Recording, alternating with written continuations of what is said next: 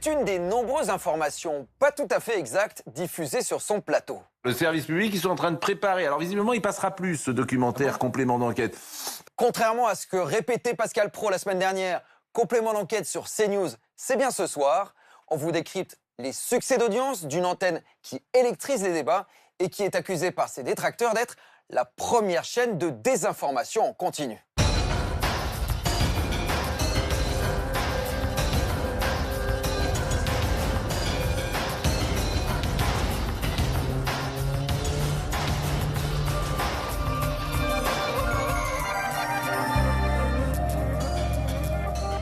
Bonsoir, au nom de la liberté d'expression, peut-on aller jusqu'à raconter parfois n'importe quoi? On s'intéresse ce soir à CNews, une chaîne d'infos en continu pas comme les autres. C'est la plus regardée, mais aussi et de loin la plus sanctionnée pour ses intox, régulièrement qualifiée par le gendarme de l'audiovisuel de, je cite, manque de rigueur et d'honnêteté de l'information. On va commencer doucement la campagne présidentielle de 2022. À partir de maintenant, on ne va plus faire que du muslim.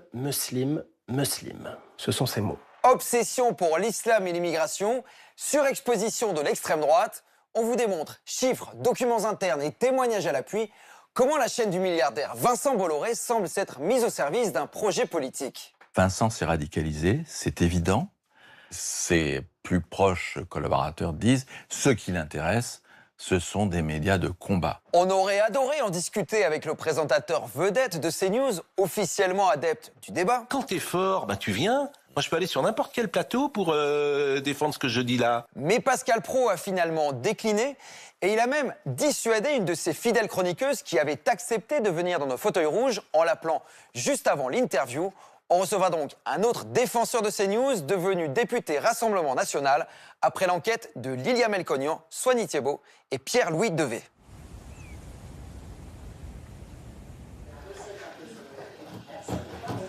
C'est un rituel immuable chez Patrick et Isabelle depuis près de 7 ans.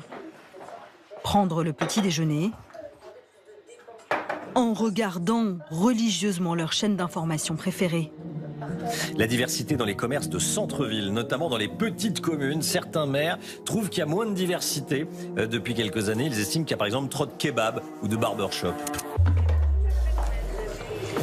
Depuis qu'ils ont découvert CNews, ces retraités d'une auto-école passent chaque matin 1h30 devant leur télé. Des kebabs comme celui-ci, il y en a 5 à Clermont dans l'Oise, 5 barbiers également dans cette ville de 10 000 habitants. Et selon le maire, c'est déjà trop. Ah bah, vous voyez ça. C'est quoi ça ? Voilà, une information. Clermont, dans l'Oise, veut limiter les kebabs. Bon, et ça c'est vrai. Il y a énormément. On perd la gastronomie française. Des petits restaurants français, il y en a quasiment plus maintenant. Des sujets qui ne seraient jamais évoqués par les autres médias, selon eux. Plus proche de nos idées, de nos préoccupations, on va dire ça comme ça.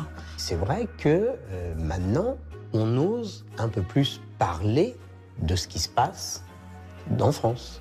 C'est vrai. Alors qu'avant, ça restait sous le tapis.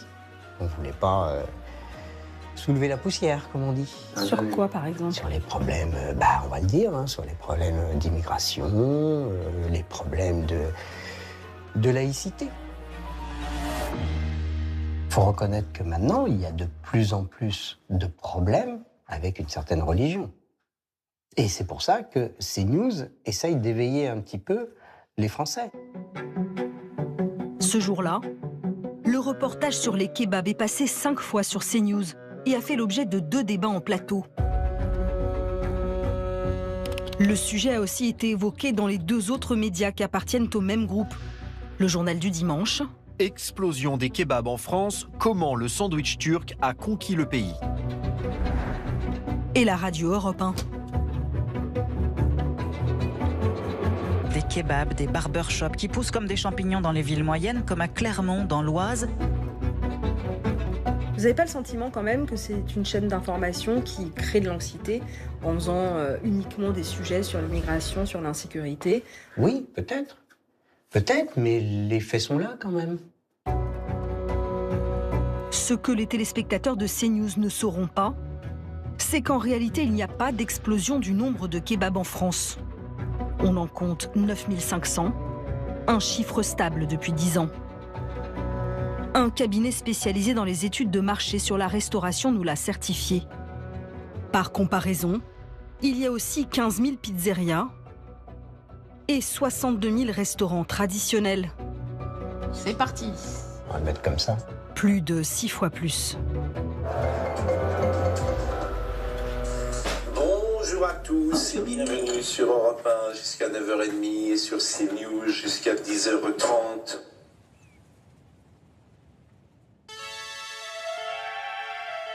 Derrière ces 3 médias, une même figure, l'industriel Vincent Bolloré. Il en a fait un empire médiatique. Contrairement à ce que les gens imaginent, le secteur des médias, c'est le 2e secteur le plus rentable dans le monde après le luxe. Son objectif est-il uniquement économique ? Aucun des médias qui appartient à d'autres grands industriels n'est soumis à une mainmise idéologique de même nature. Il m'a dit, écoute, on va commencer doucement la campagne présidentielle de 2022. Et à partir de maintenant, on ne va plus faire que du muslim. Désormais première chaîne d'information en continu de France, CNews bat des records d'audience. Le succès de cette chaîne, c'est qu'elle est anti-idéologique. Régulièrement épinglé par le gendarme de l'audiovisuel, comme pour ses propos. Là, on en est à un point où l'immigration tue aujourd'hui. Est-ce que c'est une chaîne islamophobe ? Non, je pense pas qu'on puisse dire ça. Souvent accusée d'être une chaîne d'opinion qui fait de la désinformation.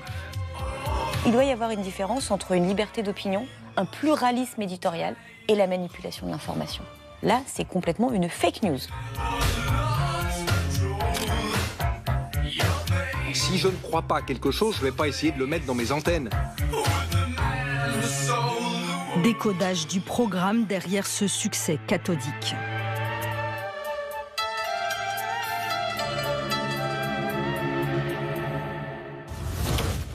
La figure de proue des médias Bolloré, c'est un ex-journaliste sportif, en direct 3 fois par jour à la télé et à la radio, 4h30 au total. Pascal Praud. Bonjour et bienvenue à l'heure des pros ce matin sur CNews jusqu'à 10h30 et sur Europe 1 jusqu'à 9h30. Nous aurions aimé l'interviewer, mais dès le 28 mars dernier, il a décliné notre demande dans son émission. Il y a une chaîne qui m'a contacté et je leur ai dit que je ne leur parlais pas. Je crois que c'est Complément d'enquête qui prépare un magazine sur CNews. Bon, alors... Bon courage. Alors, je peux vous dire... Pourquoi vous leur parlez pas, Pascal Praud ? Mais parce que je connais leur reportage, je peux écrire leur reportage. Je peux dire ce qu'ils vont sortir. Ils vont sortir une image avec Claire Nouvian il y a 6 ans. Ils vont sortir une autre image avec, comment s'appelait cette jeune femme ? Avec Caroline Mécari. Non, mais attendez. Il fait référence à des clashs qui ont fait polémique en 2019 avec une militante écologiste. Si on m'avait dit que cette émission était en effet réactionnaire et climato-sceptique, en fait, peut-être je serais pas venue, en fait, pour commencer. Fallait pas me dire si vous voulez discuter qu'avec des gens avec qui vous êtes d'accord. Ce que vous dites est parfaitement ridicule et désagréable pour ceux qui vous reçoivent, madame. Ou encore avec cette avocate, ex-intervenante régulière de la chaîne, accusée de couper constamment la parole. Mais Caroline Mécari, mais c'est insupportable, enfin, votre attitude. Mais enfin, ça va pas. Mais c'est juste insupportable. Arrêtez. Annulez le café. J'ai pas envie d'y aller, puisque le reportage est déjà écrit. Ouais. La il y aura personne à tout de pour suite. vous défendre. Alors. Comme nous sommes au contraire très attachés aux débats contradictoires, nous avons sollicité plus d'une dizaine d'interlocuteurs côté CNews. Allez, go. Rares sont ceux qui ont accepté de parler face caméra, comme Carl Olive, député macroniste. Par là, Rocky. Un habitué des plateaux de Pascal Praud et du style très offensif qui a fait sa marque de fabrique. Si vous me laissez en placer une, mais non, mais parce que.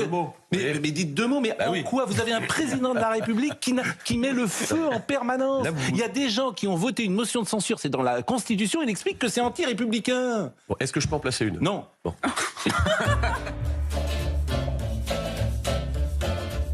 Ce jour-là, il court avec son club.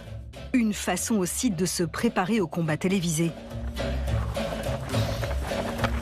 Quand je suis invité à CNews à l'heure des pros, je sais à quoi m'attendre. Et donc je dis souvent à Pascal Praud, aujourd'hui vous pouvez y aller, je suis venu avec mes protèges tibia, mes crampons vissés. Tous les deux se connaissent depuis près de 40 ans. Ils étaient journalistes sportifs à TF1. À l'époque déjà, c'était un personnage selon lui, avec un caractère très affirmé. J'ai découvert un jeune homme de 23 ans avec des grosses lunettes, un peu comme celle qu'il a aujourd'hui, très prétentieux, sachant tout, un petit con. Voilà. Et je lui dis, et il me dit, t'as raison, j'étais un petit con. Mais j'ai toujours vu chez lui d'abord quelqu'un de très cultivé et aussi quelqu'un qui est fidèle en amitié, mais qui est professionnel. Et quand, à la minute où le rec est envoyé, c'est-à-dire qu'on dit ça tourne ou qu'on est en direct, là, il n'y a pas de cadeau. Il fait son métier et je fais le mien. Hein? Allez, on y va, les gars? Attention, attention, je ferme. Attention, voilà. Le métier de Pascal Praud, animer, entre autres, une émission de débat en simultané sur CNews et Europe 1. Certains réduiront Jean-Marie Le Pen à la séquence du détail. L'heure des pros touche chaque matin plus de 2 millions de Français et commence toujours par un édito souvent sujet à controverse. Comme ici, le jour du décès de Jean-Marie Le Pen. Il a dit quand personne ne le disait encore que l'islam changerait le visage de notre pays. Force est de reconnaître qu'il avait vu juste. Il est 9h01. Toutes les demi-heures, un court flash info. En fin de programme, l'animateur parle culture. Dictionnaire Victor Hugo, qui est absolument formidable avec Sébastien Spitzer. Mais le gros de l'émission est consacré à l'actualité, avec des chroniqueurs opposition souvent très tranchés, anciens élus, essayistes, avocats. Bonsoir à Sarah Salman, Gilles-William Goldnadel, André Valigny, Éric Revel, Yohann Usaï. Au nom de la liberté d'expression, ils sont là pour donner leur avis sur tous les sujets, parfois sans expertise. Moi, j'ai une grande supériorité sur vous tous. Intellectuel. Bien sûr. Je n'y connais rien. Je n'y connais rien. Mais j'ai de l'instinct. J'ai de l'instinct. Ce pays devient fou. Je dis absolument ce que je veux. Selon ce fidèle chroniqueur, le conservateur Maître Goldnadel, ce franc-parler, c'est justement ce qui plaît aux téléspectateurs. Il m'intéresse d'exercer mon influence. Et je pense que les gens sont aussi assez intéressés par mon point de vue. Les accrochages parfois un peu vifs tiennent régulièrement le public en haleine. Je suis désolé, on ne peut rien dire. Même si l'avocat conteste toute stratégie pour doper les audiences. C'est pas la même chose de tuer une personne et de tuer 100 personnes. Vous comprenez ça? Il m'est arrivé d'avoir de grosses engueulades publiques avec mon Pascal Praud. Certains de ses détracteurs disent de lui qu'il aime la polémique et que c'est aussi ça qui anime le débat et qui fait le buzz sur son émission, qui fait que ça marche bien. Il a peut-être le goût du débat, mais la polémique pour la polémique... Comme je ne lui trouve pas d'artifice, je ne dirais pas qu'il a le goût de la polémique. Alors, de temps en temps, il peut, à mon sens, ne pas me laisser parler assez, mais lui, il a le sens du rythme. Et ça explique en partie le succès extraordinaire de cette émission. Il aime bien surjouer l'excitation, l'indignation, l'interrogation, le mystère. C'est un personnage de théâtre, Pascal. Simon Dutin le connaît bien. Il a travaillé avec lui il y a 15 ans. À l'époque déjà, alors qu'il était journaliste sportif, Pascal Praud était, selon lui, un adepte du débat d'opinion, persuadé d'être en phase avec les attentes des Français. Pascal, il adorait parler politique avec les collègues, il adorait parler des problèmes du quotidien. Pascal, ce qu'il aime, c'est qu'on donne son opinion. Lui réciter ce qu'il a lu dans le journal ou ce que tout le monde a lu au même endroit, ça ne l'intéresse pas. Donc il va chercher souvent les gens pour savoir ce qu'ils pensent, vraiment. Et ça tranche par rapport à une ligne éditoriale qu'on a sur d'autres supports. Sauf, on ne se connaît pas, vous ne me poseriez pas une question en me donnant votre avis personnel. Pascal Praud donne son avis personnel. Une formule qui ressemble à la recette du succès. En septembre, grâce à vous, CNews réalise le meilleur mois de son histoire et creuse l'écart avec ses concurrents. Merci. CNews, vive la liberté d'expression. Devenue cette année première chaîne d'information en continu de France, CNews touche chaque jour plus de 9 millions de téléspectateurs.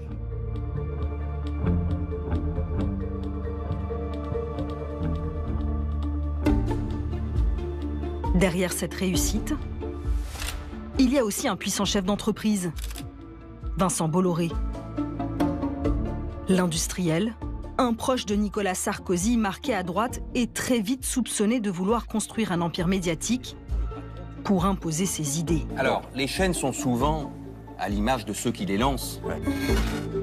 Tout commence en 2005, quand il inaugure Direct 8 sur la TNT, son baptême du feu dans l'audiovisuel. Donc vous allez voir sur cette chaîne des choses que vous ne verrez pas ailleurs. 9 ans plus tard, il s'empare du groupe Vivendi, propriétaire de Canal+ et de la chaîne d'infos en continu Télé. Le nouveau patron vient s'adresser en septembre 2015 aux journalistes de la rédaction, inquiets de le voir placer ses proches au poste stratégique. Certains redoutent une instrumentalisation de leur chaîne à des fins politiques. Nous nous sommes procuré un enregistrement exclusif de ces échanges. Première question éditoriale, quel est votre projet pour Télé après donc à devenir CNews? Alors d'abord, mon seul mot que j'aurais pour dire indéfiniment, c'est l'impartialité. Mais vous pensez que je suis un crétin absolu qui veut se servir de Canal pour faire une campagne politique, ce qui est un secret de polichinelle qui serait inventé en 2 minutes. Vous pensez que je suis là parce que je pense que Canal est un nom formidable et qu'on peut développer ce groupe. Si vous pensez que je viens ici pour faire des sous-entendus politiques, je pense qu'il y a un problème d'explication dans les faits. 1 an plus tard, la rédaction lance un mouvement de grève pour exiger des garanties d'indépendance. En vain. Ce qu'on craint, c'est que cette rédaction ne soit plus vraiment une rédaction, qu'on ne soit plus des journalistes, mais des communicants au service de l'entreprise, au service du groupe, au service de Vincent Bolloré. Les 3/4 des journalistes démissionnent. La direction renouvelle les équipes, impose de nouveaux visages à l'antenne. iTélé disparaît pour laisser la place à CNews.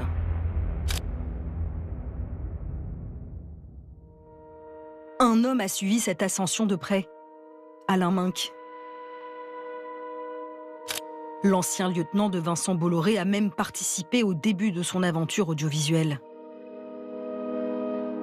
Quand vous comparez ce qu'était C8 au départ et après ce qu'a été la poursuite de son groupe, vous voyez comment un entrepreneur peut partir de rien et bâtir quelque chose. Et ça, c'est un mérite que je lui reconnais, plus que reconnais. Enfin, c'est un grand entrepreneur. Ce journaliste connaît lui aussi l'homme d'affaires Parker. Et donc le voilà, je l'ai trouvé.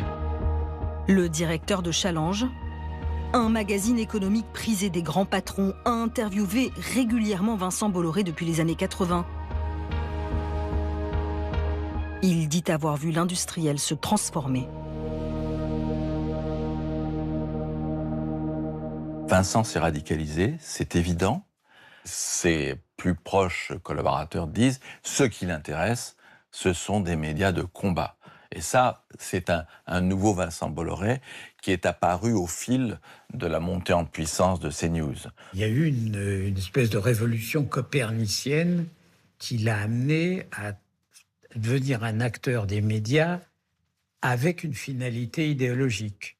L'idée qu'il a, c'est effectivement de dire, tiens, dans les médias, il n'y a pas beaucoup de médias de droite. Et ça, il s'est dit, CNews, ça devrait être ça, d'autant plus que ça n'existait pas. C'est bien évidemment le modèle de Fox News. Et il s'est dit, peut-être que si ça n'existait pas, c'est le moyen de gagner de l'argent. Et donc, voilà, il a eu un réflexe à la fois d'entrepreneur, mais d'entrepreneur sacrément investi idéologiquement. Cette idéologie serait celle d'un catholique, fervent pratiquant. Allez bien, je vais mettre mon chapeau dans 2 minutes. Quelle chance, la chef de tout. Ça s'est bien passé, le voyage. On le voit ici sur ces terres bretonnes en 2022. lors d'une cérémonie religieuse pour célébrer les 200 ans de son groupe.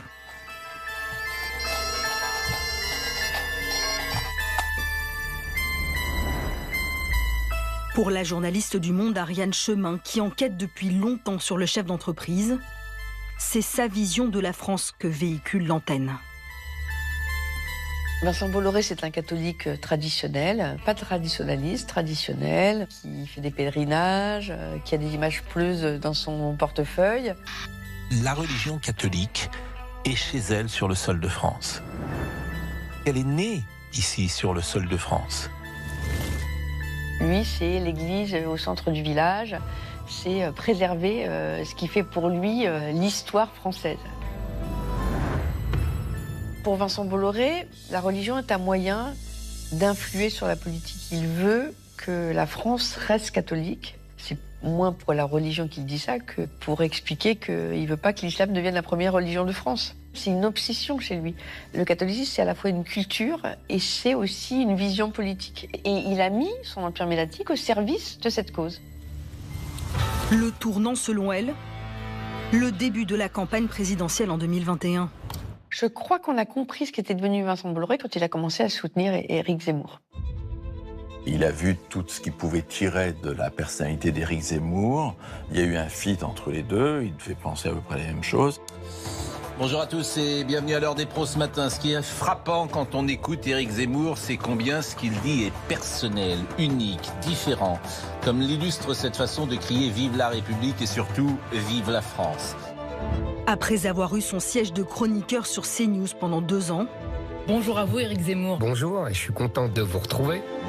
Le candidat Zemmour est désormais invité en majesté sur tous les plateaux.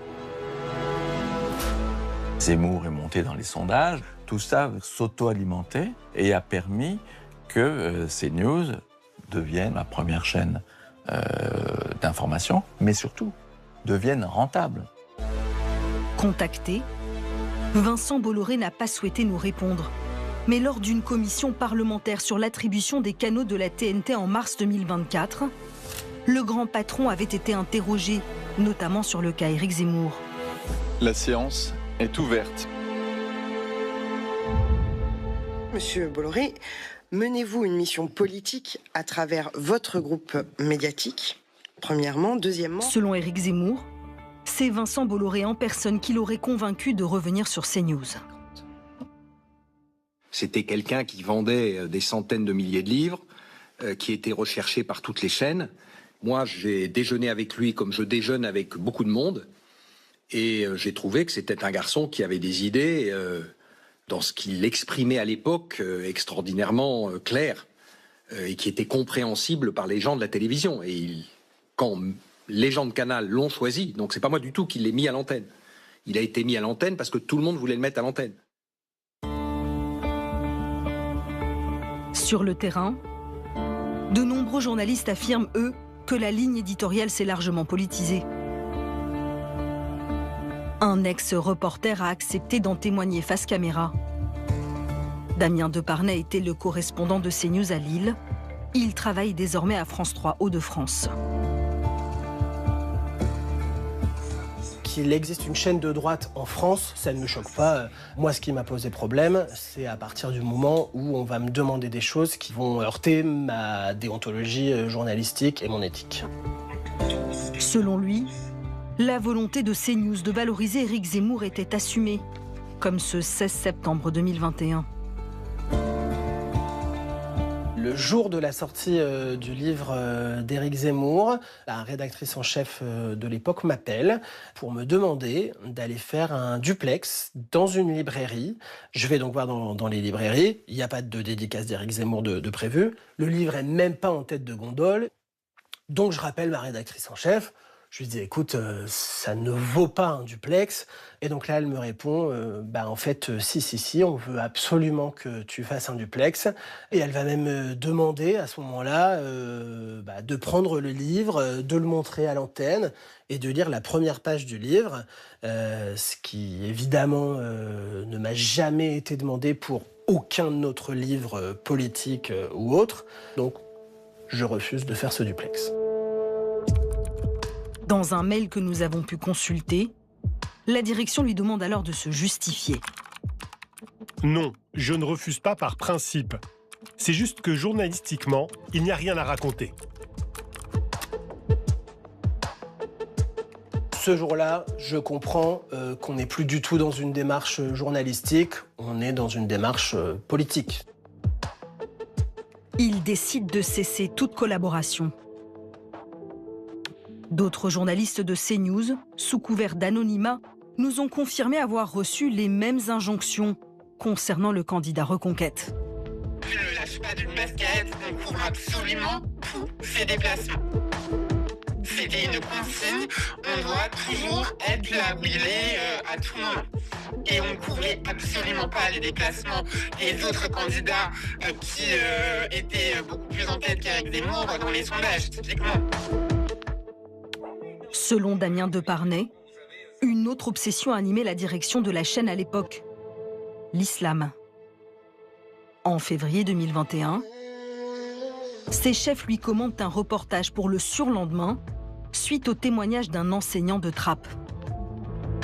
Il y a des contestations en classe lors des sorties scolaires, des élèves qui portent le voile ou qui refusent de sortir sans leur voile. Ce qu'explique ce professeur de philosophie, c'est que dans sa ville de Trappes, il y a des quartiers entiers qui sont aux mains des islamistes religieux, des séparatistes.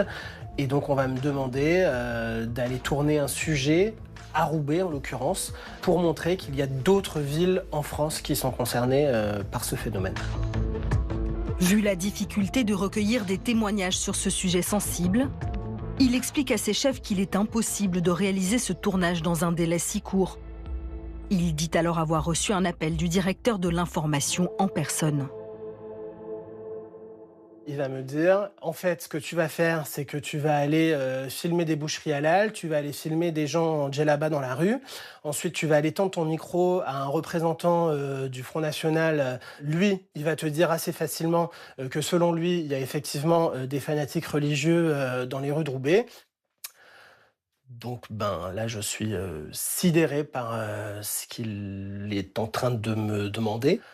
Et la conversation ne s'est pas arrêtée là, puisque dans la foulée, il m'a dit « Écoute, là, on est en 2021, on va commencer doucement la campagne présidentielle de 2022. Donc tous tes contacts dans les offices de tourisme, tes contacts de boulanger, tous ces contacts-là, tu les oublies, puisqu'à partir de maintenant, on ne va plus faire que du muslim, muslim, muslim. » Ce sont ces mots. Ce sont ces mots. Sollicité, la direction de l'information de CNews n'a pas donné suite. Nous nous sommes procurés de nombreux documents internes qui attestent de l'importance accordée par CNews à la nationalité des auteurs de délits. Dans ces milliers de messages WhatsApp échangés entre 2023 et 2025, les journalistes de terrain font remonter aux présentateurs et aux rédacteurs en chef les faits divers commis dans l'Hexagone.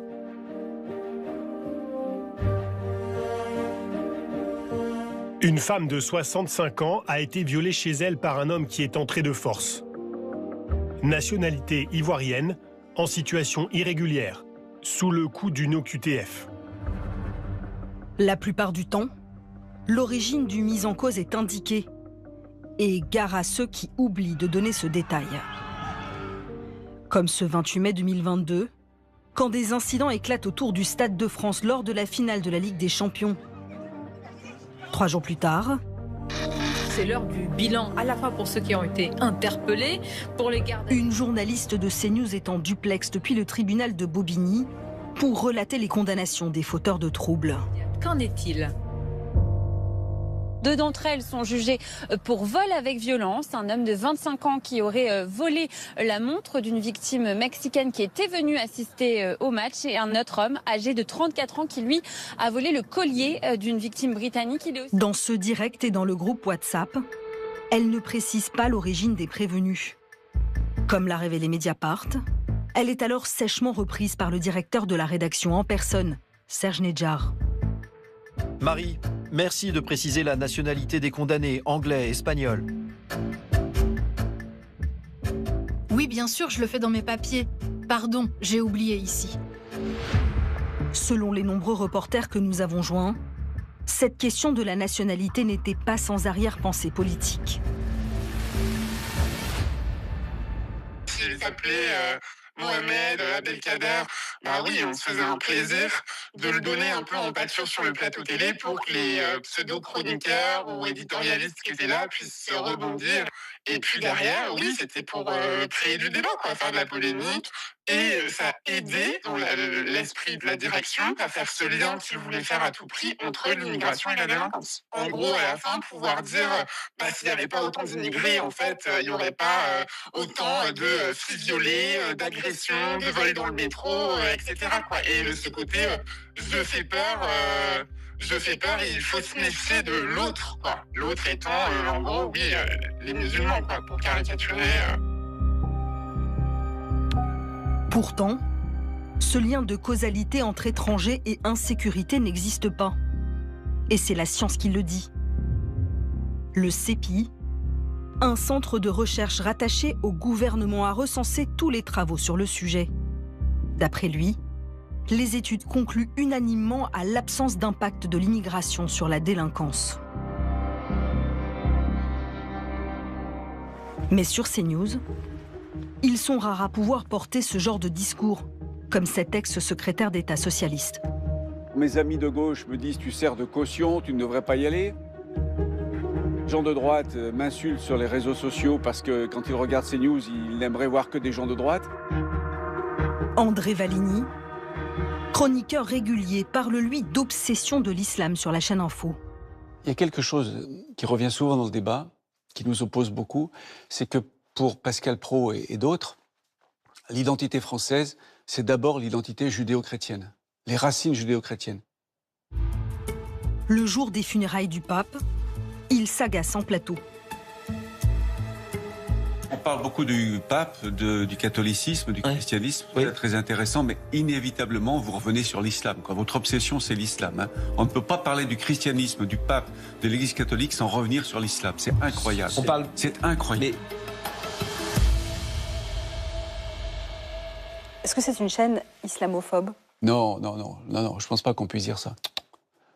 Non, mais Pascal Praud est beaucoup plus ouvert que l'image qu'il donne. Il ne considère pas que l'islam est un problème. Il considère qu'il y a un problème de nombre et que trop de populations issues de la même culture a du mal à s'intégrer vraiment dans un pays qui n'est pas son pays d'origine. C'est ça le problème, c'est un problème numérique. Est-ce que vous comprendriez que les Français de confession musulmane disent on se sent stigmatisé par CNews et par ces journalistes ? Je comprends qu'ils puissent le ressentir parfois, oui.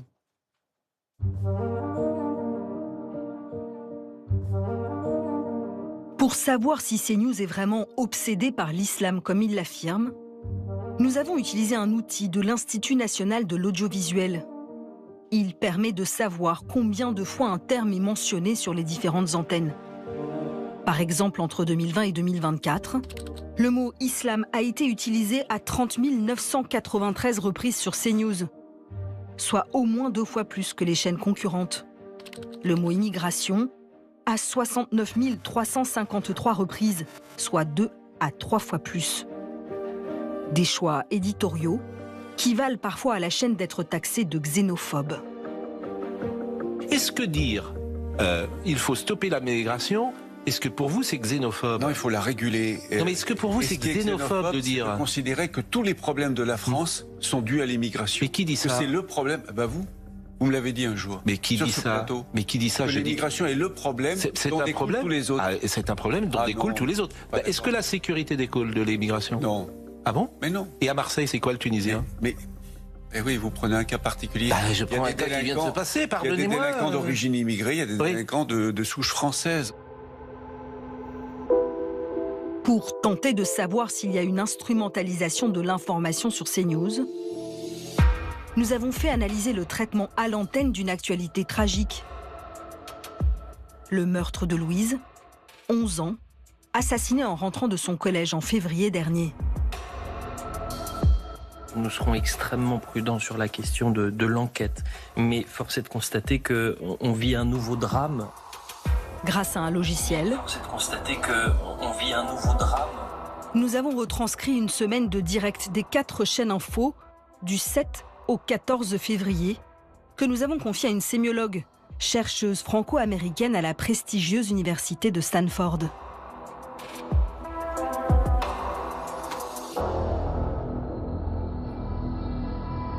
Sur CNews, on va parler du meurtre de Louise, moins pour cette histoire tragique en elle-même, pour comprendre le déroulement, l'enquête, etc., que pour dégager une interprétation.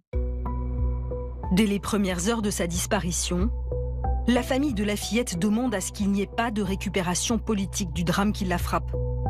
C'est pourtant exactement ce que va faire CNews d'après la sémiologue. Dès le départ, ils vont inscrire Louise dans une série de prénoms. Vous avez eu Lola, Philippine, vous avez eu Thomas, Elias, vous avez eu Elias, Thomas, vous avez qui a eu été Nicolas. tué à Crépol, dans un contexte complètement différent, pour faire une sorte de sociologie de ces faits divers.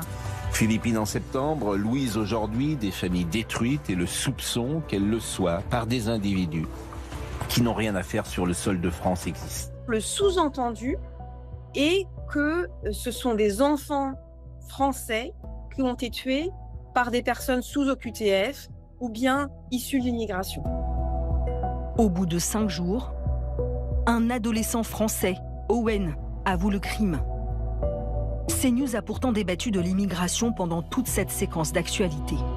Immédiatement, il y a des responsables politiques qui sont assignés, donc c'est la faute d'une classe dirigeante qui ne veut pas voir, qui est déconnectée, qui est laxiste, qui refuse de voir le problème de l'immigration. Tous les discours diffusés cette semaine sur CNews, ils sont en corrélation avec un discours de droite dure ou d'extrême droite qui lui préexiste, avec notamment un vocabulaire spécifique qui n'apparaît que dans cette partie du champ politique, comme par exemple le terme d'ensauvagement. Une partie de la contre-société est ensauvagée. C'est-à-dire, quand je parle de contre-société, de cette société qui majoritairement est issue de l'immigration. Ce mot n'apparaît que sur CNews dans cette semaine-là. Ils ne veulent pas parler de l'ensauvagement de la société. Et ce mot n'apparaît que dans les discours d'extrême droite sur l'ensemble du champ politique. Je crois qu'il faut admettre cette évidence terrible qui est de dire que les loups sont entrés dans les villes, les loups sont entrés dans les écoles, les loups ont maintenant le visage humain. C'est la défiguration des mœurs françaises, ça c'est une violence immense. C'est vraiment cette idée d'une guerre de civilisation, une France en perdition, ce qui amène du coup des solutions pour remédier à cette crise, qui sont les solutions quand même de l'extrême droite, c'est-à-dire arrêter l'immigration, une politique sécuritaire extrêmement ferme, un changement éventuellement même des règles de l'état de droit, etc. Cette ligne éditoriale axée sur l'immigration est totalement assumée et même fièrement revendiquée par ce chroniqueur.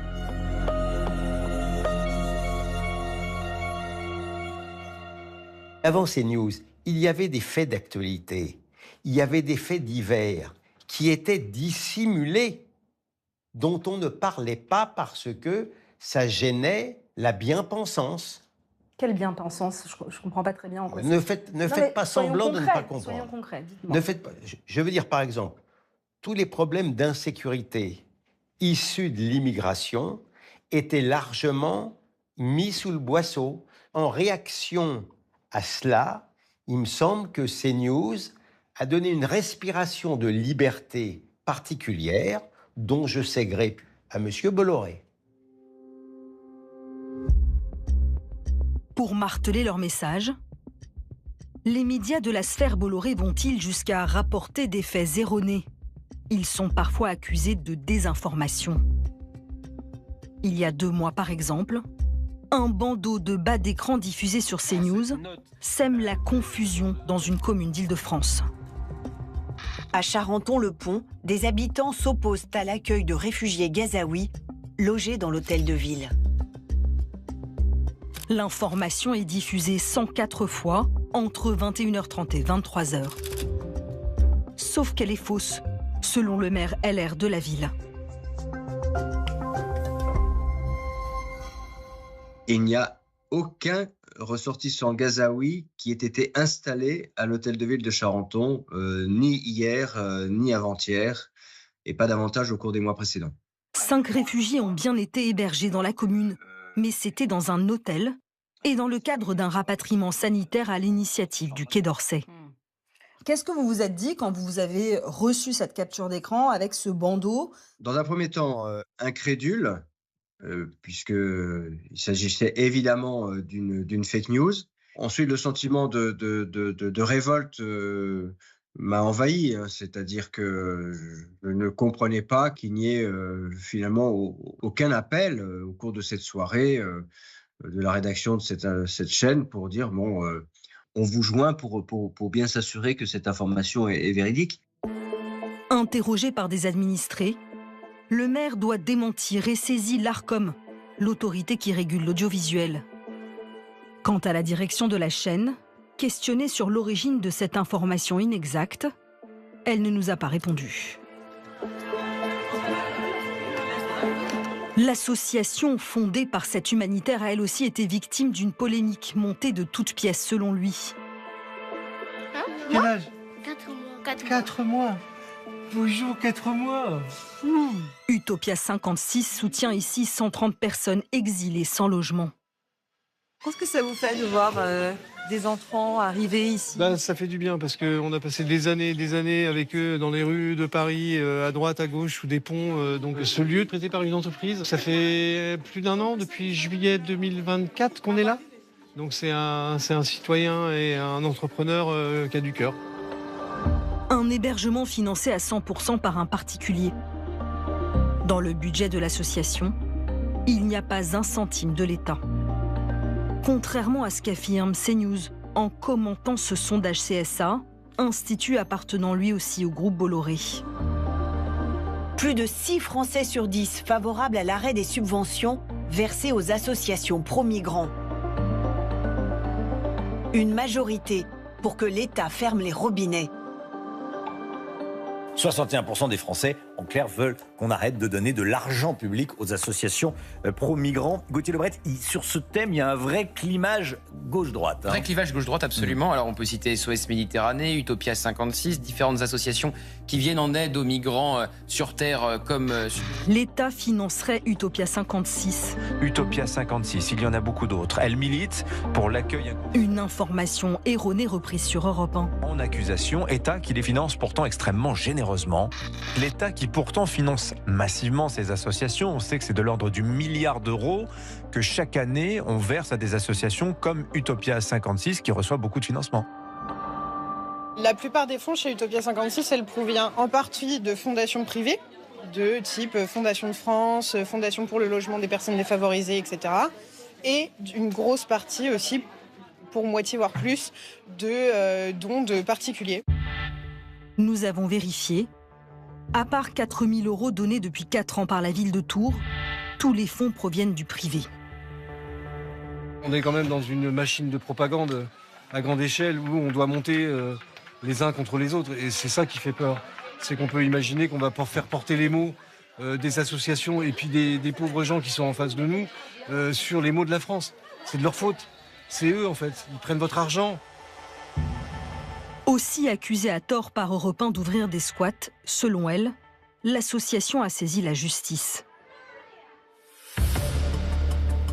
Tout comme le parti présidentiel, qui a porté plainte l'été 2024 contre un autre média du groupe, le Journal du Dimanche. Les macronistes dénoncent une manipulation de l'opinion publique. En cause, un article publié le 5 juillet 2024, 48 heures avant le second tour des législatives anticipées, 2 heures seulement avant l'interdiction aux candidats de faire campagne. On est le vendredi soir avant la pause républicaine, le silence républicain, mais je suis très vite informée parce qu'il y a un tweet qui apparaît du JDD en disant effectivement qu'on allait suspendre la loi immigration qu'on avait nous-mêmes portée. Ce tweet a été fait par le JDD, repris instantanément par Jordan Bardella. Récupéré par le Rassemblement national, est immédiatement diffusée sur CNews. Alors, information de nos excellents confrères du journal du dimanche, une partie de la loi immigration va être suspendue. À partir de minuit, il est interdit pour tout candidat de pouvoir communiquer sur ses réseaux sociaux. Donc c'est tout de suite, on vérifie, on échange et on tweet. Vous tweetez quoi ? On tweet que c'est une fausse information, que ça relève de méthodes trumpistes, que ce n'est pas anodin de faire ça à quelques minutes du silence républicain, la veille d'une campagne d'élection qu'on attendait très, très serrée et très compliquée. Par honnêteté vis-à-vis des électeurs, pour qu'ils puissent se prononcer en toute lucidité dimanche prochain, je crois qu'il aurait été bon, de la part du gouvernement, de rendre publique cette information bien avant la fin de la campagne officielle. Le journal du dimanche affirme que la publication d'un des décrets d'application de la loi a été mise en pause volontairement. Quand les lois sont votées, les décrets ne sont pas dans la journée. De façon assez simple, les décrets allaient être publiés. On parle de quelques semaines, quelques mois après la promulgation de la loi. L'information donnée comme quoi il y aurait une suspension de la loi ou une absence de décret d'application, c'est totalement faux. Il doit y avoir une différence entre une liberté d'opinion, un pluralisme éditorial et la manipulation de l'information. Informer n'est pas manipuler. Informer, c'est donner à voir un certain nombre de faits, et ensuite on se fait son opinion, et ensuite il y a des lignes éditoriales. Là, c'est complètement une fake news. La direction du journal n'a pas répondu à nos sollicitations, mais a maintenu l'exactitude de ces infos dans un article intitulé « Loi immigration, les faits, rien que des faits ». Le décret en question a été publié 7 mois après le vote de la loi, un délai dans la moyenne.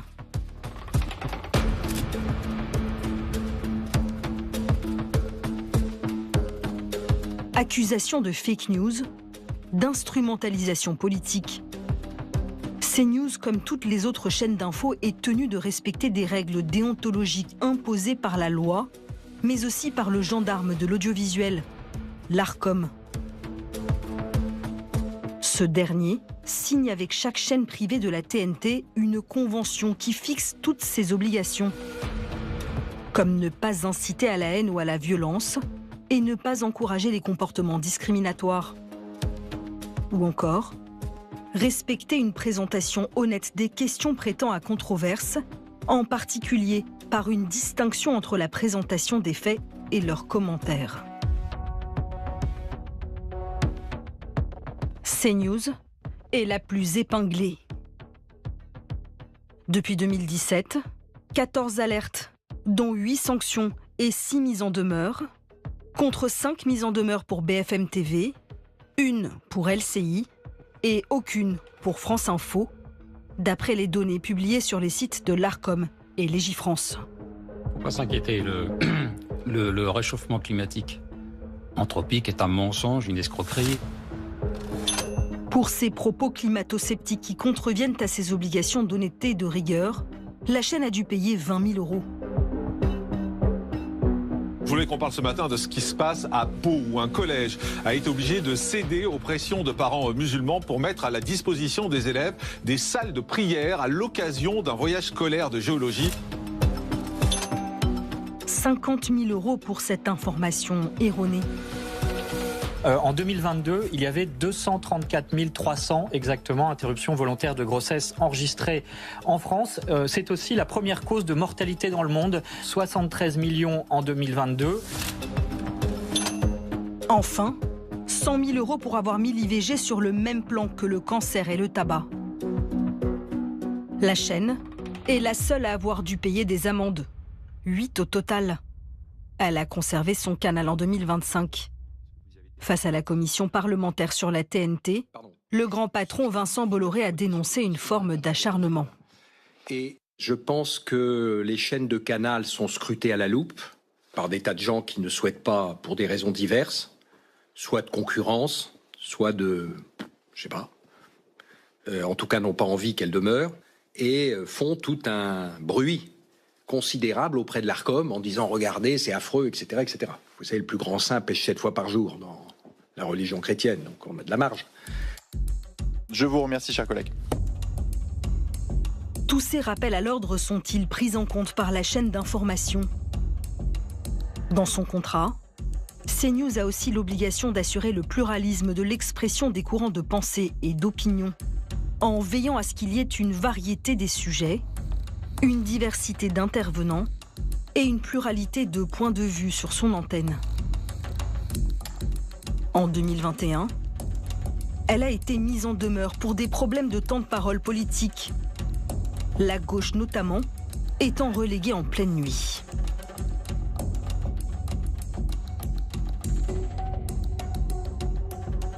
L'ONG Reporters sans frontières a analysé la gestion du pluralisme sur les 4 chaînes d'information, dont CNews, en mars 2025.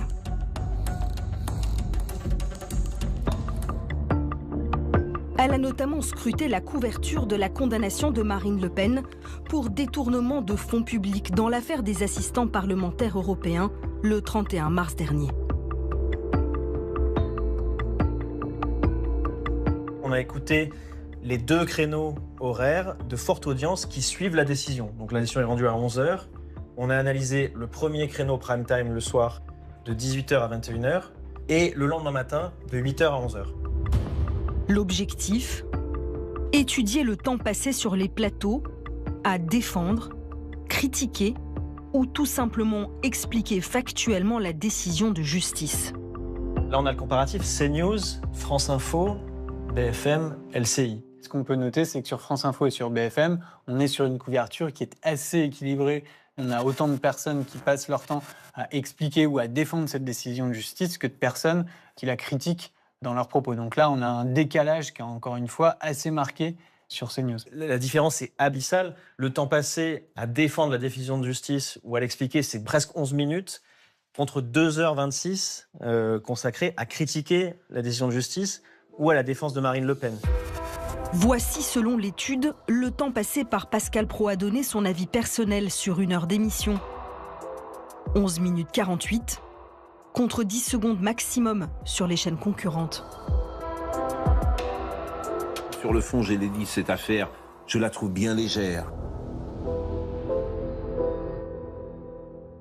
On va vous asséner, vous matraquer pendant plus de 2h30 d'antenne, l'idée que la décision de justice qui mène à la condamnation de Marine Le Pen et à son inéligibilité est une décision qui n'a pas lieu d'être, qu'elle est injuste, qu'elle est infondée, etc. Contacté pour réagir à cette étude, CNews n'a pas donné suite. L'Arcom n'a pas souhaité participer à ce reportage. Sur CNews, une autre condamnation a suscité de nombreux commentaires engagés du présentateur vedette. Celle de Nicolas Sarkozy pour association de malfaiteurs dans l'affaire libyenne. Il y a une volonté d'humiliation parfois sur des êtres supérieurs. Et il en fait partie. À peine une semaine plus tard, Le Canard enchaîné publie cet article.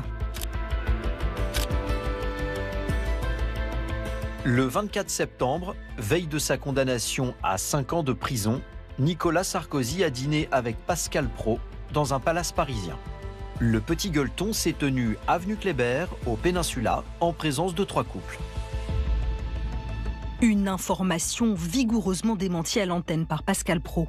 J'ai lu, par exemple, qu'on avait inventé un dîner avec Nicolas Sarkozy la veille de son jugement.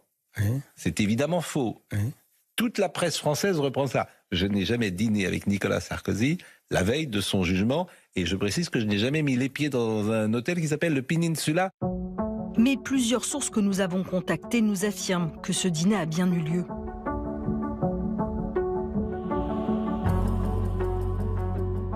Pascal, à 2 reprises, se pavane dans la rédaction et confirme bien avoir dîné avec Nicolas Sarkozy. Il n'a pas donné la date, mais c'était quelques jours avant le jugement. Il a lui-même dit « Je ne devrais peut-être pas trop dire ce genre de choses, parce que mes propos, ils circulent. »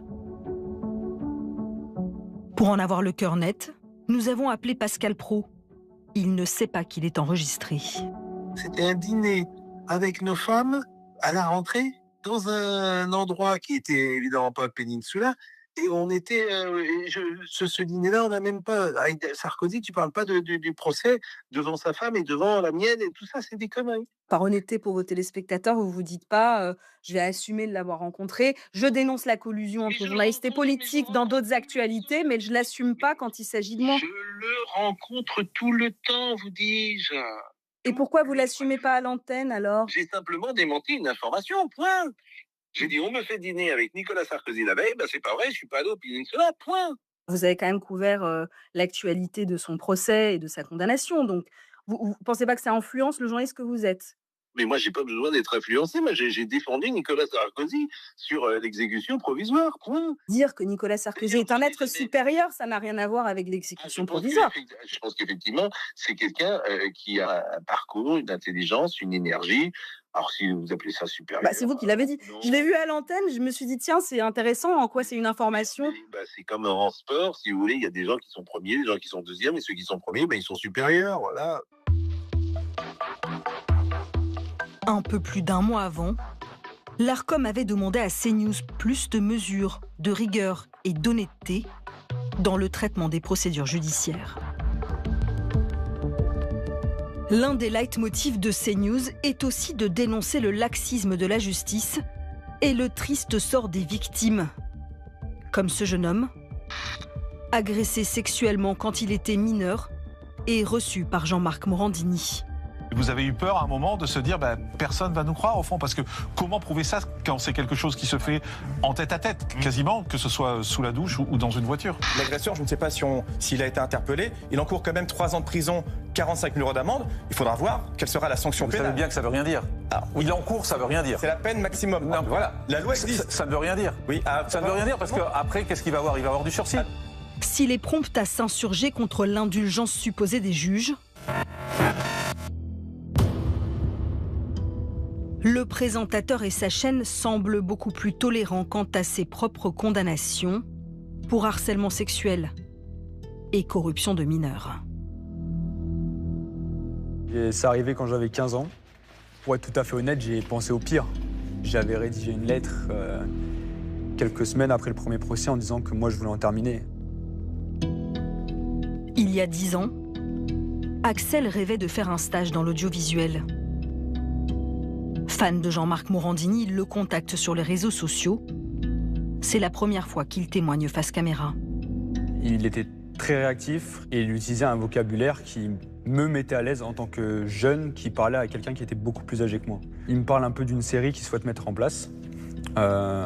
Si j'ai l'habitude de la nudité, si ça me dérange, comment je me douche, tout ça, tous ces sujets un peu hyper intimes pour quelqu'un de 15 ans. Et à un moment, il me demande, comme un défi pour lui, de lui envoyer une photo de moi nu. L'adolescent tente d'y échapper. En fait, je suis mineur, donc je veux pas de problème. Oui, en même temps, il n'y a rien de grave. Tu t'amuses comme tu veux, lol. Dans l'espoir du stage, ils n'auront pas le dialogue. Il est insistant tous les jours, je sais qu'il va me demander la photo de manière très lourde. Donc chaque jour, j'essaie de repousser, et au bout d'un moment, j'ai craqué. J'ai pris une photo d'internet et je lui ai envoyé.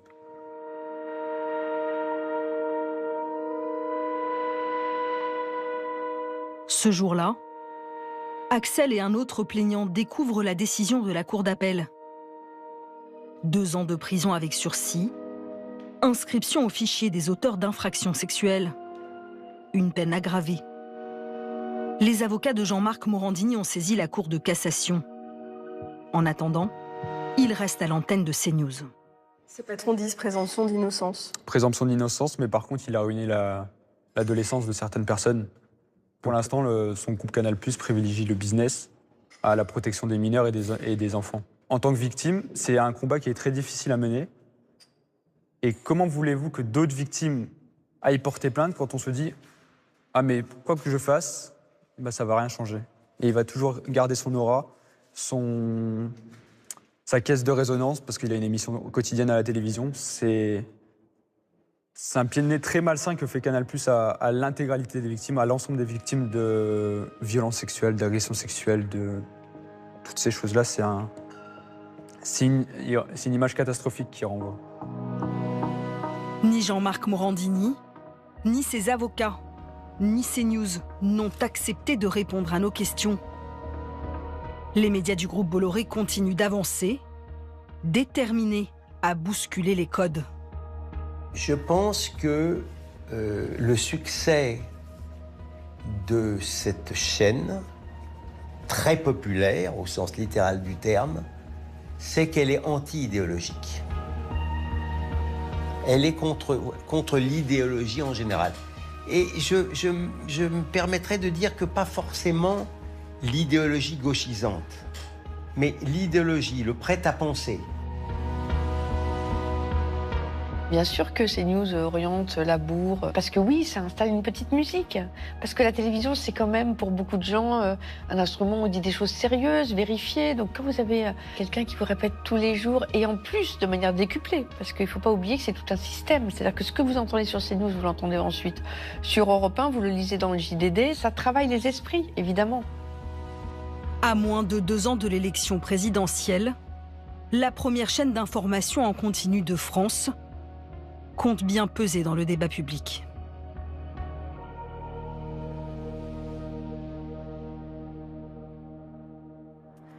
Et on est de retour avec Philippe Ballard. Bonsoir. Bonsoir. Vous êtes ancien journaliste à LCI, aujourd'hui député Rassemblement National, vice-président de la commission d'enquête qui vient de s'ouvrir sur l'audiovisuel public. Merci beaucoup de vous être rendu disponible en catastrophe, puisque je le disais en introduction, normalement c'est une habituée des plateaux de CNews, Elisabeth Lévy, qui devait être dans nos fauteuils rouges, mais elle nous a appelé au dernier moment pour dire qu'elle avait reçu des coups de pression de Pascal Praud et de la direction de CNews, pour une chaîne qui se dit, tout comme vous, attachée à la liberté d'expression.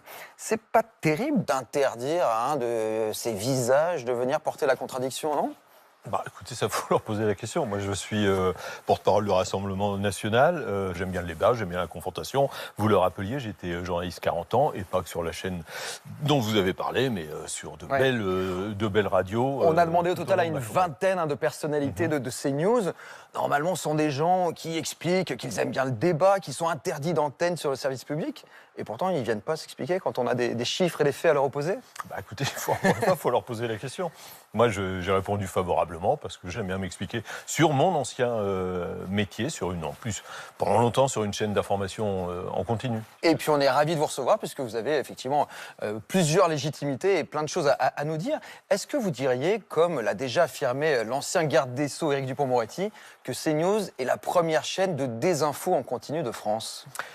Écoutez, alors moi j'ai regardé le sujet qu'on vient de voir, j'ai remarqué par exemple 2 fake news, comme on dit en très mauvais français, ou par omission. Vous voyez, vous commencez avec de la part de quoi, de CNews? Non, sur le sujet que vous avez... D'accord. C'est une France Télé qui s'est... Vous parlez des kebabs dans l'Oise, c'est mon département en plus. Ce que vous omettez de préciser, c'est quand même... Il y a une stabilité des kebabs, contrairement du nombre de kebabs, alors là, j'ai pas de chiffres, j'ai rien à dire là-dessus parce que j'ai pas vérifié. Mais demander aux policiers, aux gendarmes, c'est quand même la première lessiveuse pour blanchir de l'argent de la drogue, quand même. Il faut quand même le préciser. Est-ce que c'est une raison pour dire qu'il y a une explosion des kebabs alors Non, mais il faut quand même regarder ce qu'il y a derrière les kebabs et puis les coiffeurs également qui se mettent en place. Après, sur le lien entre immigration et insécurité, mais au Rassemblement National, oui, nous, on le fait. Moi, je me réfère à la préfecture de police de Paris, où, bon an, mal an, si l'on peut dire, c'est entre 35 et 45% des mises en cause, je dis bien des mises en cause, qui sont étrangers. Mais ce sont des chiffres, ça dépend comment on présente ces chiffres. Il y a une différence entre causalité et corrélation. C'est pas parce qu'on a plus de la moitié des gens qui meurent à l'hôpital que l'hôpital est dangereux. Vous voyez bien que c'est une manière... La moitié des mises en cause sont étrangers, quand même, on peut s'interroger pourquoi du comment. Il y a des études scientifiques, on va revoir effectivement, c'est le CEPI, Centre d'études prospectives et d'information nationale. Oui, mais ce sont des économistes qui ont fait une compilation de toutes les études qui existent sur le sujet, et qui concluent unanimement à l'absence d'impact de l'immigration sur la délinquance. C'est la différence entre le ressenti, le doigt mouillé et la science. Mais il n'y a pas le ressenti et le doigt mouillé. 25% des détenus français, chiffre du ministère de la Justice, sont étrangers. 25%, d'accord ? Il n'y a pas 25% d'étrangers en France. Oui, parce qu'il y a tout un tas de facteurs, il y a tout un tas de biais qui sont corrigés par les économistes et qui, effectivement, concluent unanimement à l'absence d'impact de l'immigration sur la délinquance. Ou alors, on ne croit plus à la science, on ne croit plus les études. Mais c'est faux. Mais quelle étude ? Quel chiffre ? Toutes les études qui sont citées dans cette... Moi, je vous donne les chiffres du ministère de l'Intérieur, je vous donne les chiffres de la préfecture de police de Paris. C'est pour ça que des chaînes comme CNews rencontre peut-être un succès, parce que comme il est dit d'ailleurs, ces deux personnes-là qui prennent leur petit déjeuner, ailleurs, on planque la vérité. Enfin, je veux dire, quand Madame Delphine Arnaud, PDG de France Télévisions... Ailleurs, on contextualise, ailleurs, on fait confiance à la science. Madame Delphine Arnaud dit, moi, je voudrais que l'on montre le monde tel que je souhaiterais qu'il soit et pas tel qu'il est. C'est pas tout. Vous connaissez cette citation qui est tronquée. En fait, elle fait référence au nombre de femmes expertes sur les plateaux. Et effectivement, France Télévisions a l'obligation de mettre 50% de femmes expertes. C'est très bien d'ailleurs. Et voilà, vous savez très bien ce que ça veut dire. Ça ne veut pas dire on déforme la réalité, au contraire. Derrière ça, il y a toute une idée qui est véhiculée, y compris sur le service public. Est-ce qu'au nom de la liberté d'expression, on a le droit de dire n'importe quoi, y compris... Non, mais bien sûr que non. Après, encore une fois, je suis pas l'avocat de CNews. S'ils disent n'importe quoi, il y a l'Arcom, il y a la justice qui est là pour taper sur les doigts si on fait mal. Parce qu'on voit effectivement l'Arcom qui ont été fermées. Le régulateur, on voit que CNews est largement plus sanctionné que toutes ces autres chaînes concurrentes. C'est même la seule à avoir eu des sanctions financières, 8 et 0 pour toutes les autres. Oui, mais alors... C'est la chaîne la plus délinquante de France. Très bien, là, j'ai pas à commenter ça. Sauf que hier, moi, quand j'ai posé des questions au président Hajdari, des questions précises... Donc, en commission d'enquête, le président de l'Arcom... Je vais citer par exemple Madame Charline Vanhoenacker sur France Inter, au moment des législatives, fait une émission en public le dimanche soir entre 18h et 19h, où elle dit aujourd'hui on va faire une émission contre l'extrême, ce qu'elle appelle l'extrême droite. J'en ai parlé hier, il me dit bah oui mais il n'y a pas eu trop de signalements, puis ça remonte un petit peu, on va pas pouvoir faire grand chose. France Info TV aussi, je vais vous donner un exemple précis aussi si vous voulez. L'autre jour, moi j'écoutais une émission, il y avait le responsable de l'Institut Jean Jaurès qui disait si le Rassemblement National arrive au pouvoir, tous les enfants qui sont nés avec au moins un parent français, donc l'autre étranger, eh bien ne pourront pas acquérir la nationalité française. Il peut y avoir des invités. Il peut y avoir des invités. Alors, en l'occurrence, je ne vois pas quel est cet extrait précisément. Il peut y avoir des erreurs et personne n'est à l'abri des erreurs. Et à France Télévisions, on a une charte du rectificatif. Et quand on se trompe, on le dit à l'antenne. Mais nous, on a beaucoup regardé CNews ces derniers mois. On a halluciné. Je vous propose de regarder un autre extrait. C'était en septembre. Pascal Praud veut faire croire que le service public est en campagne de promotion pour Gabriel Zucman, cet économiste qui veut taxer les milliardaires. Et il invente, des faux noms d'émissions, y compris complément d'enquête. Écoutez. Je vais vous montrer, je prends les uns et les autres à témoin, la tournée médiatique de Monsieur Zucman. Bon, France Inter, question politique, faut-il exterminer les riches ? C'était dimanche. Faut-il exterminer les riches ? Je pense que c'est pas l'intitulé. Je pense qu'il faudrait revérifier l'intitulé. Ah, bon, bah écoutez, c'est celui que j'ai, alors peut-être que... Bon. Complément d'enquête, la taxe Zucman, chance pour la France, jeudi à 23h. Je vous invite à regarder tous les titres de complément d'enquête. On n'a jamais fait d'émission sur la taxe Zucman, chance pour la France. Est-ce qu'au nom de son idéologie, de son combat politique, on a le droit d'inventer des fake news comme ça ? Non, mais on n'a pas à le faire. Après, M. Zucman, y compris les macronistes d'ailleurs, moi je me rappelle les débats dans l'hémicycle, parce que c'était un des amendements portés par LFI, s'étonnait que M. Zucman soit invité aussi souvent sur les chaînes du service public pour faire la promotion. Tellement invité qu'on est obligé d'inventer de fausses invitations ? Non, mais il fait une erreur, vous le disiez vous-même. Ça peut arriver, on fait un rectificatif après. Il n'y a pas eu de rectificatif de la part de Pascal Praud. Il aurait dû faire un rectificatif après. Mais oui, M. Zucman, quand même, c'était tapis rouge tous les jours quasiment sur le service public. Faut-il exterminer les riches ? Les gens qui regardent CNews, ils disent ah bon, France Inter, ils font des émissions pour exterminer les riches ? Oui, c'est dingue, c'est grave. Les gens qui vont nous regarder ce soir disent il n'y a pas de lien entre immigration et insécurité. Mais qu'est-ce qu'ils vont inventer dans le complément d'enquête ? Attendez, vous êtes en train de faire le lien entre nous qui relayons une étude scientifique, une synthèse d'études scientifiques, et quelqu'un qui invente, vous basez sur des, oui, mais qui invente une émission qui n'a jamais existé. Le problème du service public, c'est ça, c'est ce que vous êtes en train de faire. Vous énoncez des contre-vérités avec un aplomb formidable, avec l'argent quand même du contribuable. On relaie des informations qui sont vérifiées, des informations recoupées. De Matignon. On a une transparence sur nos sources, on les met d'ailleurs en ligne, ce qui n'est pas le cas pour le coup de CNews. Est-ce que inventer de faux noms d'émissions, c'est du dénigrement de France Télévisions ? On sait que France Télévisions et Radio France ont porté plainte contre CNews. Ouais, on verra la suite. Qu'est-ce que je vous dis, si avec ça, dans la vie, ça serait... Vous pensez que c'est pas... Non, mais il n'y a pas à le faire. J'ai été 40 ans journaliste, jamais j'ai inventé un faux nom d'émission, jamais j'ai inventé quoi que ce soit. Est-ce que CNews est une chaîne d'extrême droite ? Écoutez, moi je me rappelle de la campagne présidentielle de 2022, d'une matinale faite par Marine Le Pen, où elle était revenue au siège, puisque je faisais partie de l'équipe de campagne, très remontée contre CNews. Voilà. Quand Donc, on entend le c'est témoignage pas- de ce journaliste du nord de la France qui nous raconte, face caméra, qu'à l'époque, on lui a demandé de lire la première page du livre d'Éric Zemmour pendant la présidentielle. Vous, en tant que journaliste, on vous a déjà demandé de lire la page d'un livre politique? Aller faire des duplex, ou quand j'étais en radio, aller faire des reportages, on arrive sur place. Ce qui était prévu, ça n'a pas lieu, il n'y a personne. Coco, tu es sur place maintenant, tu fais le job. Hein, donc, voilà. Et ça vous choque pas qu'on demande à un journaliste de lire la page d'un livre politique dans une librairie vide? C'est peut-être pas la meilleure façon de pratiquer le journalisme. Enfin, après, j'ai pas vu la séquence, donc voilà.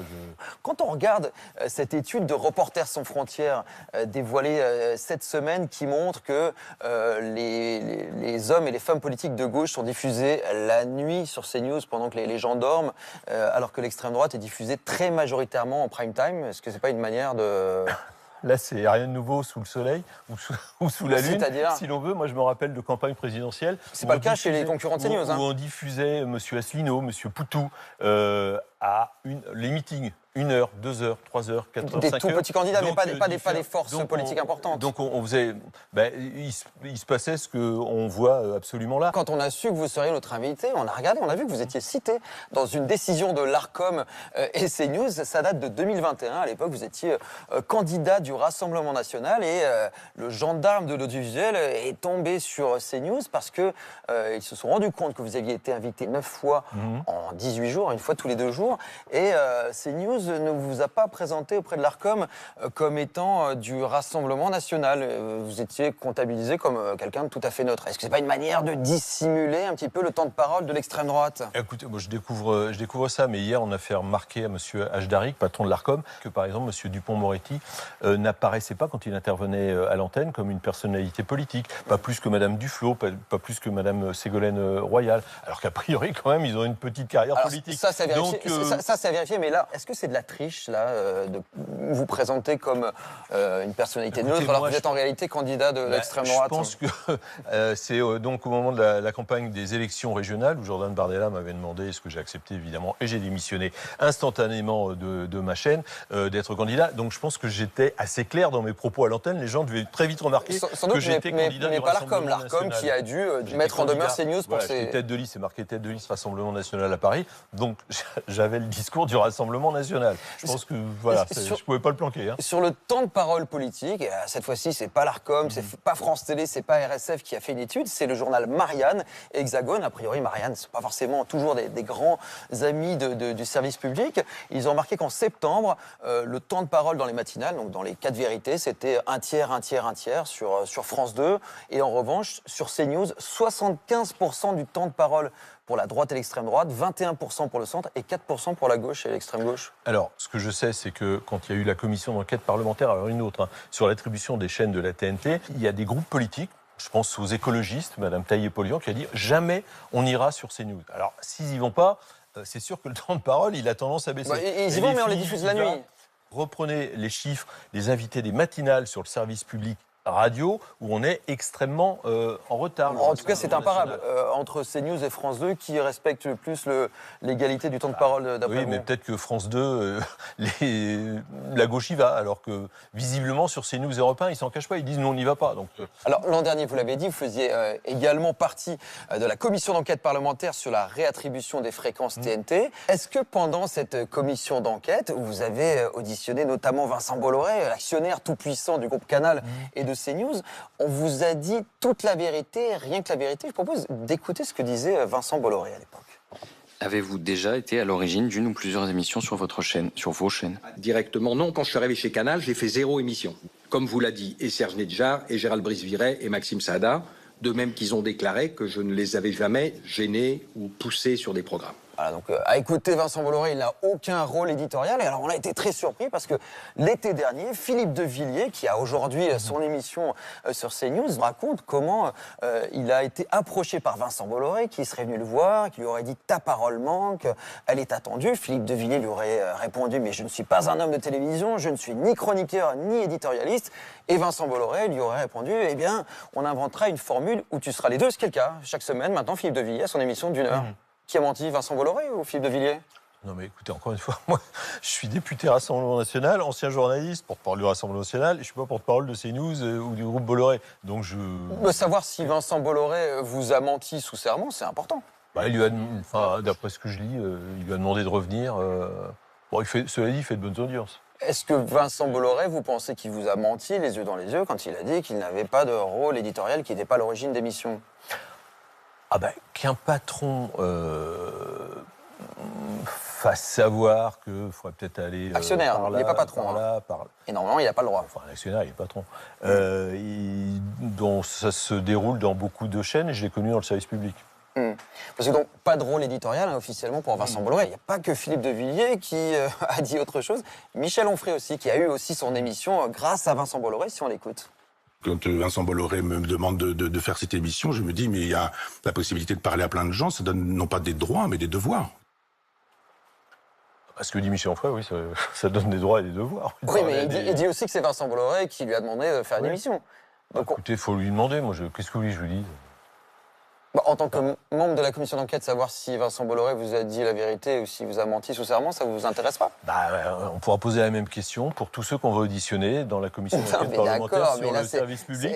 D'accord, on peut faire de la fiction et lire l'avenir, mais là, est-ce que vous pensez que ce potentiel faux témoignage devrait être signalé à la justice? Oui, je pense qu'il y a beaucoup plus grave. Quoi.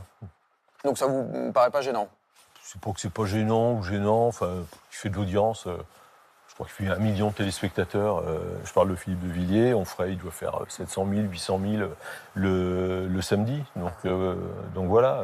Alors une dernière singularité de CNews sur laquelle on aimerait bien vous entendre, c'est ce qui peut apparaître comme une sorte de double discours à l'égard des délinquants. On prône la fermeté, la tolérance zéro, mais pas pour un des animateurs vedettes de la chaîne, Jean-Marc Morandini. Vous êtes souvent sur son plateau. Il a été condamné en première instance et en appel pour corruption de mineurs. Il attend la décision de la Cour de cassation, c'est pas problématique? Il attend, vous venez de le dire, on attend la décision de la Cour de cassation, donc il y a toujours une procédure en cours. On ne commande pas une procédure en cours. Alors, vous me direz, normalement on est censé ne pas commenter une décision de justice que tout le monde fait. Sur les plateaux de CNews, en général, on n'attend pas la décision de la Cour de cassation pour faire des grands débats à partir d'un fait divers. J'attends la décision de la Cour de cassation. Et si la Cour de cassation confirme la condamnation? Là c'est autre chose, oui. Vous n'irez plus sur son plateau?